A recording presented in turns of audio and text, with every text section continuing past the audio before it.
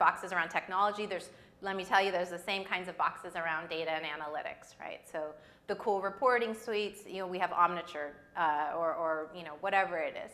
And these are some of the things to think about from, or these are some of the challenges that are being faced in these larger companies, is that you've got people who can actually do the work being stifled by the frameworks that exist around them. And then on the other side, you see that in smaller companies, there's this incredible data mania. We've got to track this, we've got to track that. We've got all this stuff that we've got to track.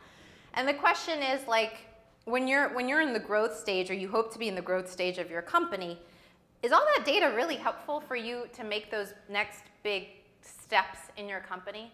And often the answer is no, right? More data doesn't mean more revenue. And I think that all of these things are important to keep in mind as you think about leveraging data in your own organization.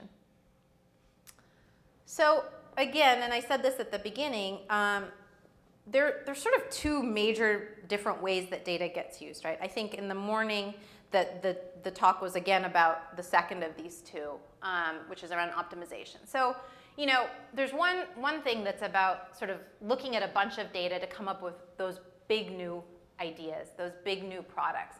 That's a really hard task, actually, right? So because you don't know what you're looking for, and I'll say that's not where my expertise is either. I think that's a pretty strong, that's market research, product research on steroids, which I think is amazing that can be done. And there's a lot of great success stories around that. But here we're focused on using that data to optimize. So it's often the case that you know what your metric is that's suffering, or you have a sense of where you're sort of using,